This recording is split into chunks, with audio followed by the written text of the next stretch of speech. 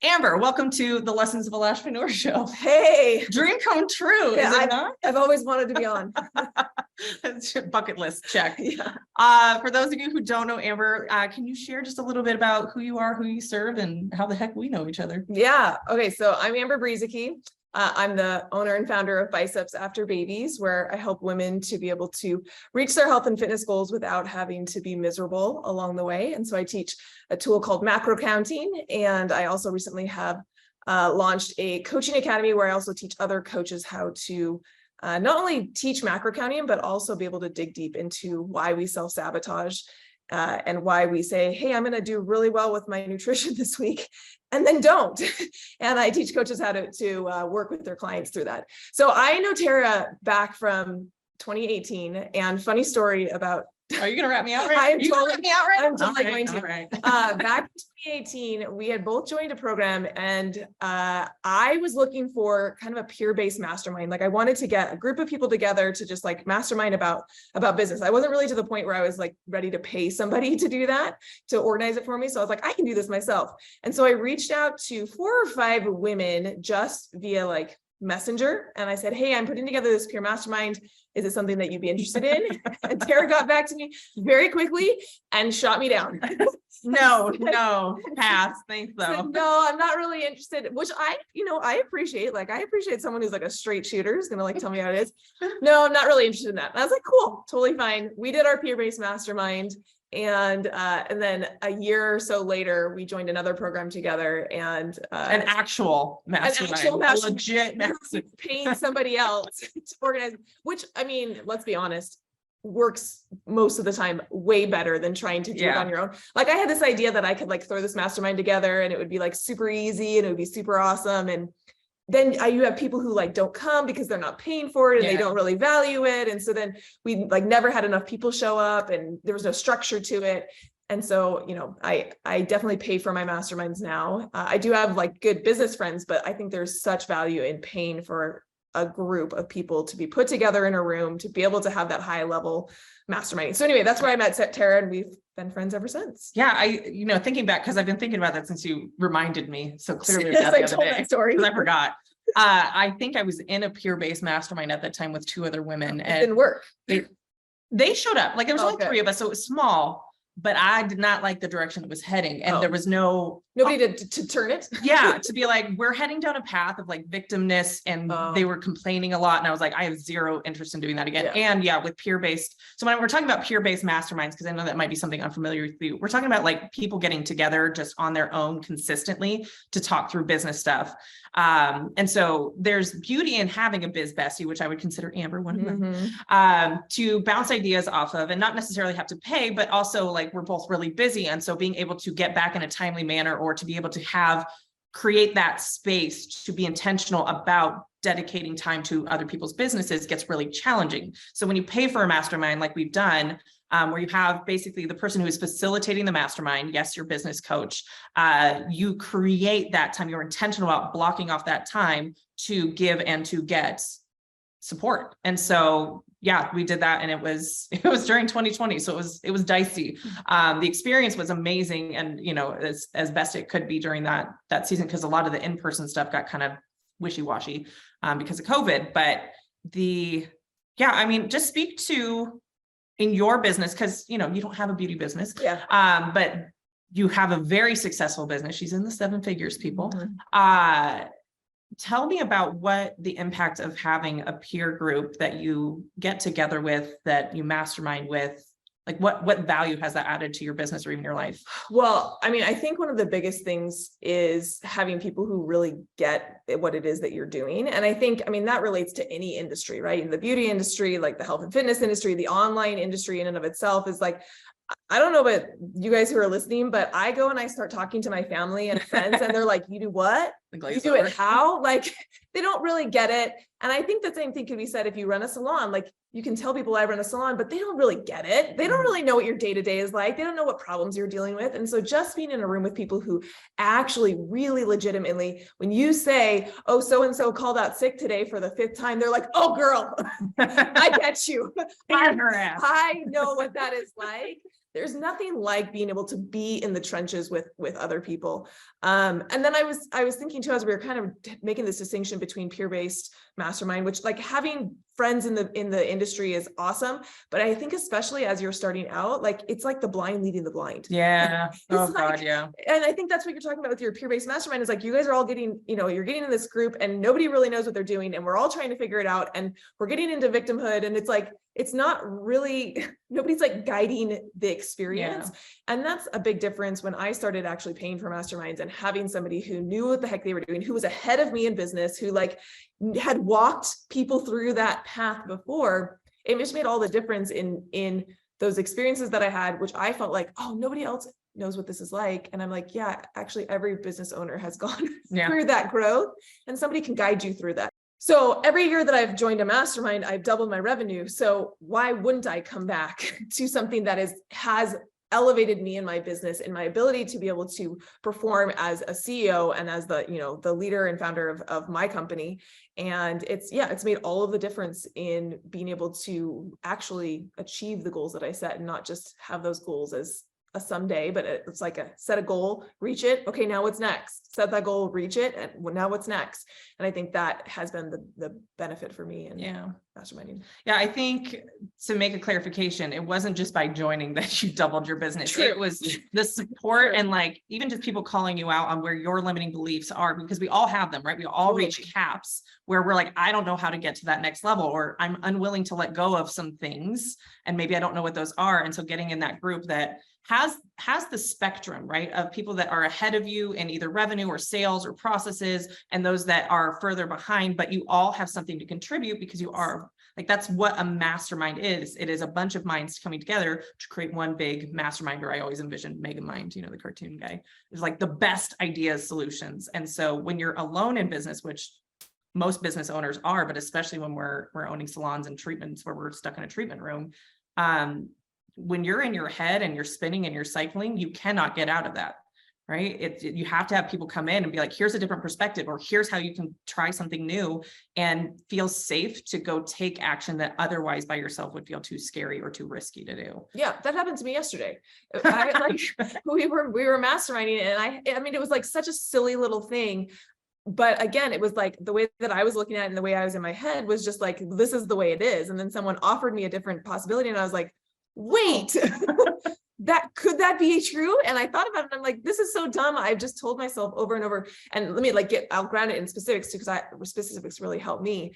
I have essentially two audiences I'm speaking to people who want to lose weight, and I'm also speaking to people who want to become coaches. And in my mind, those were two very different avatars, and I had to speak to them very differently. I had to have two podcasts for them. I had 2 Instagram accounts, and I didn't want to do extra work, double the work. Extra work.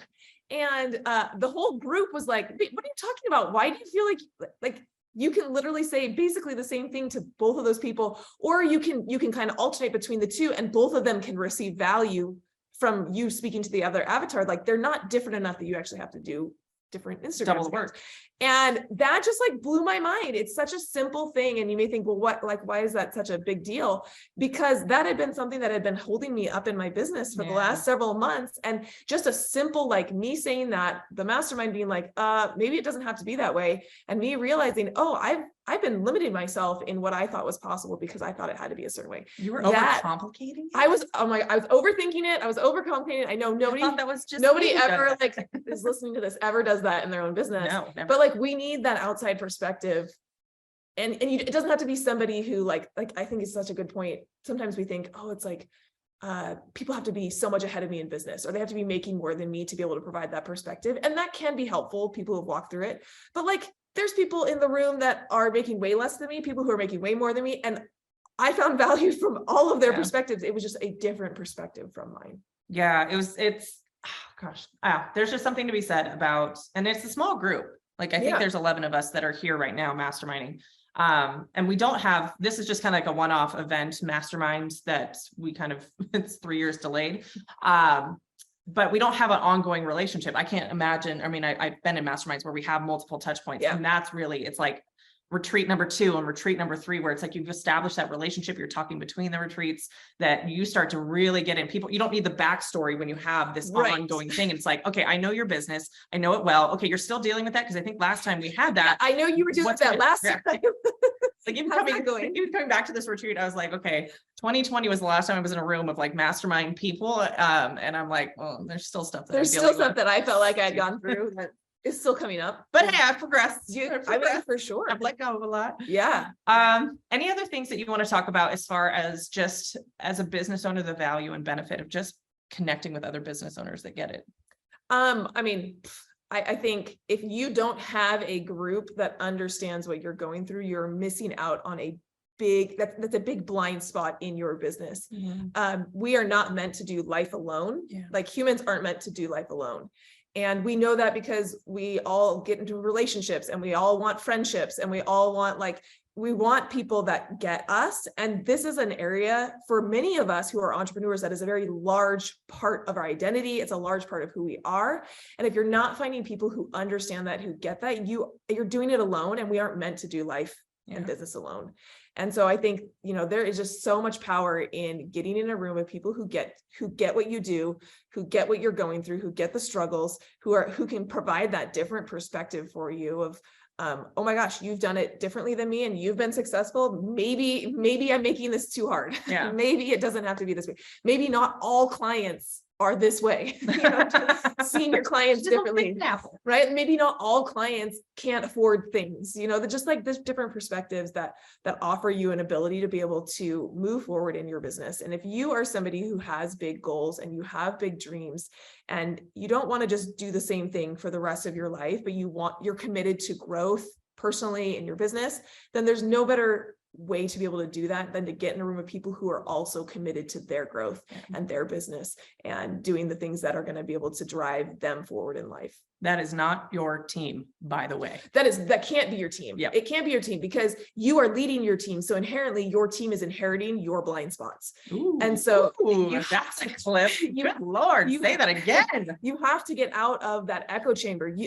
That's what you do as a leader is you lead people, you teach them how to think and how to look at things. And so you're just passing those problems. It's like with your parents and kids, it's like, you can't also be your kid's therapist, because you caused a lot of the problems that your kid needs therapy about. So your kid needs to actually go to a therapist. It's the same thing. Your team cannot be that for you. You have to have that outside perspective to be able to get out of those blind spots. It's a fine line between communication and them being insubordinate, being like, well, no, I'm just going to have my personal, no, why would you give us a pay cut? Why don't I get my bonus? It's just not, it's not a healthy thing to turn to your team to get business advice. If you're going to your team for business advice, they're going to go run their own business because you're not an effective leader. Right. As part of being a leader is being a steadfast rock that people can depend on. And, you have to be that face to your team. But that doesn't mean that you're not going to have struggles, but it's not appropriate to share those struggles with your team. If you do, you aren't going to be a strong leader. It just doesn't work that way. You have to have someone who can support you. And it cannot be your team. It cannot be your team. That psychological safety that your team needs to know that their paycheck is stable, that, you're not just going to go off on a whim. Like if you vent to your team, they're going to think, oh my God, my job's at risk, or she's going to shut it down. Totally. If you come to a community of peer-based people and you're like, I think I'm going to shut this fucker down, they're like, yeah, I get it. Okay, let's have a little cry moment. Let's get it out. And then let's actually get back to work and solve it. And if you do, I don't care. Right. It doesn't impact my livelihood. Right. So I'm also I'm also a better friend and can provide a better perspective because I'm not in it. It's like being in the trench. You don't have the perspective that you have of when you're out of the canyon or out of the trench and you're looking down into it. And that's what someone who's out of the scenario, out of the situation can provide. Whereas your team they're in the trench with you. They can't provide that for you. Yeah. Not without a significant cost to themselves. That's why I don't know if you noticed it. So I've gotten really good at coaching people, but I'm having a hard time in my personal relationships outside of business to not coach. Because I have a vested interest in the outcome. Whereas when I'm coaching and business, I want what's best for you. It doesn't impact me whether you do it or not, but in personal relationships, you're you need to do this. Yeah. It's important to my life. It's important to me. Okay. This has been something that I've been thinking a lot about is this exactly what you're saying, whereas coaching, there is a consent. Course, yes. And there's a disconnect. It's it doesn't, super matter to me if you do it, you know, what we're talking about. Like I can have that like distance with it not impacting me. Yeah.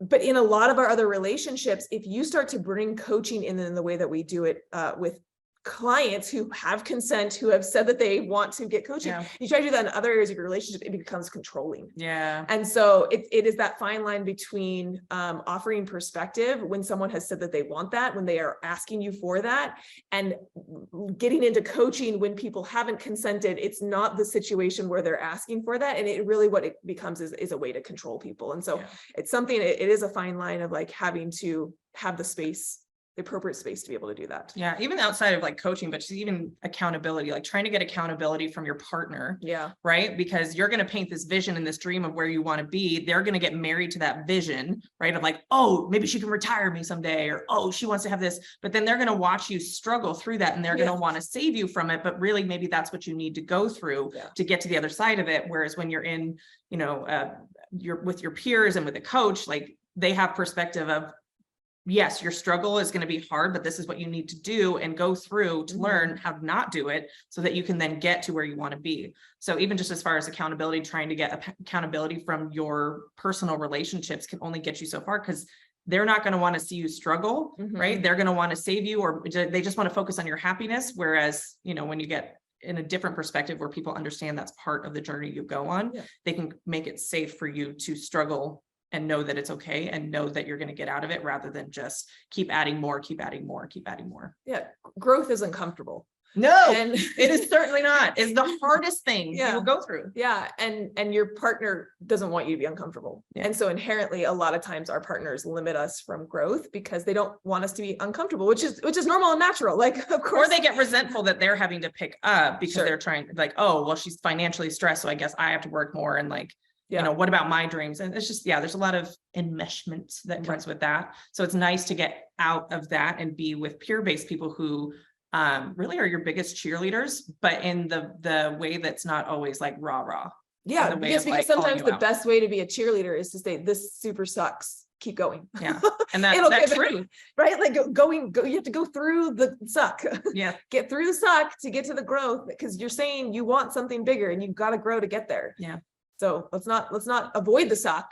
Let's embrace it and let's move through it and grow through it. And then it won't suck as much, but it's not because you avoided it. What is it James says? If you want to go fast, go alone. If you want to go far, go together. Absolutely. Well, we'll end it on that. Any other, where can people find you? Oh yeah. Come hang out with me on Instagram. I'm at Biceps After Babies. If you are a podcast listener, Biceps After Babies Radio is the best place to find me. If you're someone who is like looking to improve your health and fitness, you're wanting to lose some weight, or you're wanting to just feel better about yourself, Biceps After Babies Radio is a great place to get started. What's your tagline about the eat the ice cream? Because I like that. lose the weight you want without cutting out the food you love. She's like, ice cream can be on your plan if you want it to be. Like, it's my kind of people. I got a 6-pack eating ice cream every single night. That's my, I wholly believe that women don't have to cut out the things that they love in order to get the body that they want, that both of those things can happen simultaneously. I love it. Well, thank you, Amber. I appreciate it. Yeah. All right, guys, have a good one.